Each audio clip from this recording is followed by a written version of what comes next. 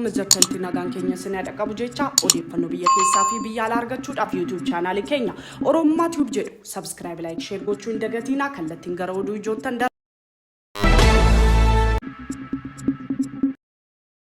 Biyya keessa lammiilee Itoophiyaa 47 Saudi Arabiyaatti duuteetti murtaa'e keessa namoonni 3 arrajjefamuuf kaleessa itti himamu OMN mirkaneeffate akka maddeen OMN jedhanitti Muhammad Abdoo Amin, Abdoo Yasin Abdurrahman fi Ibrahim Ahmad Jamal kan jedhaman yoo ta'u ganama har'aa waxabajjii 18 bara 2025 akka ajjeefamanii fi itti himamu maddeen himanii jiru.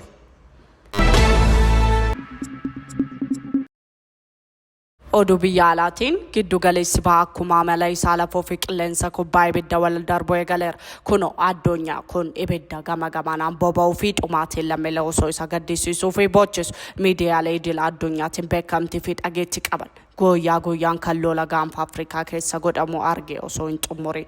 Lolli akka tasaa kan dhohe Indiyaa fi Paakistaan osoo taajjabu waraana dhaabbachuurra ho'ee kan itti fufe.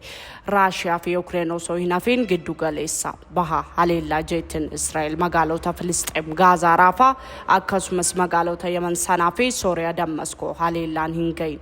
Amerikaan abbaaf haadha shororkeessitoota kan jedhamtu Iraan waliin ifaan ifatte. Israa'el waliin waraana guddaa hamma atoomik nuclear bomb godhamutti gochaa jiru. Taanis Iraan fi Israa'el erga lola keessa seenan torban tokko kana keessa magaalonni gurguddoo Iraan Teheraan fi kan Israa'el Tel Aviv irratti miidhaa cimaa akka gahaa jiruu fi lammiileen hedduun du'aa fi miidhama qaamaa cimaaf akka saaxilaman miidiyaaleen hedduu gabaasaa jiru.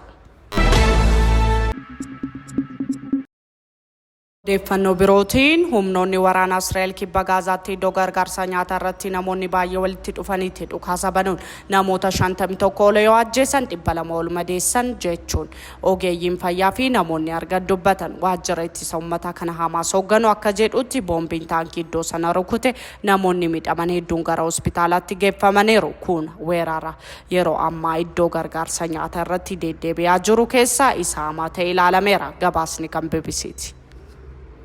Nu dhaggeeffachaa nu waliin waan turtaniif guddaa galatooma sanan jecha odeeffannoo biyya keessaa fi biyya alaatiin amma walitti deebinutti nagaan nuuf tura.